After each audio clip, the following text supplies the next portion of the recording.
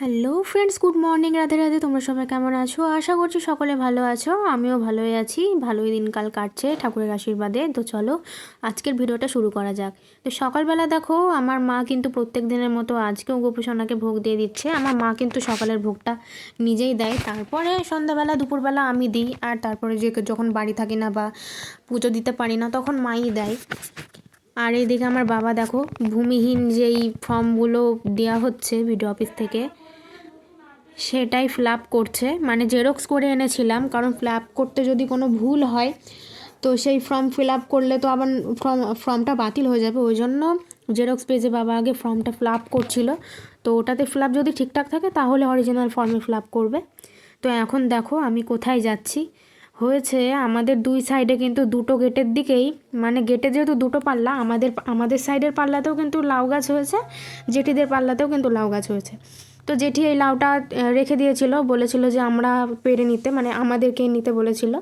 তো ওই জন্য মা আজকে লাউটা পেরে নিচ্ছে।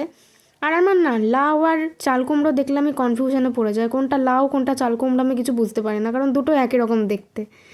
দিয়ে আমি ঠাম্মাকে বলছিলাম যে চাল কুমড়ো, তো ঠাম্মা বলছিল যে ওটা চাল কুমড়ো নয়, ওটা লাউ। তো কি করা যাবে? তারপরে যে এই লম্বা লম্বা বেগুনগুলো হয় না, ওই বেগুনগুলো আজকে আমি দেখলাম, যে মাকে বললাম বেগুনি করতে। তো বেগুনি করতে গিয়ে অবস্থা দেখো কি হয়েছে, বেগুন ভাজা পাঁপড় ভাজা হয়ে গেছে। তো কি আর করার, এটাই খেতে হবে। তবে এই লম্বা বেগুনগুলোর না কোনো স্বাদ নেই, অরিজিনাল যেই বেগুনগুলো থাকে ওইগুলোরই স্বাদ বেশি।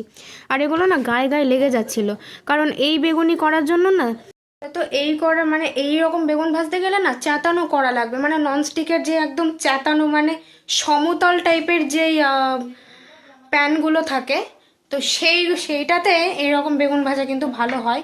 তো ভিডিওটা কেমন লাগলো অবশ্যই জানিও, ভালো লাগলে লাইক কমেন্ট শেয়ার এবং সাবস্ক্রাইব করে যাও। বাইরে কে এসছে চলো দেখি।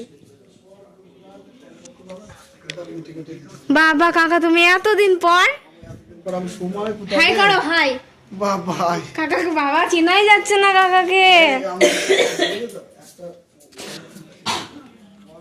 দেখলে কাকা এসছে, তো সবাইকে টাটা।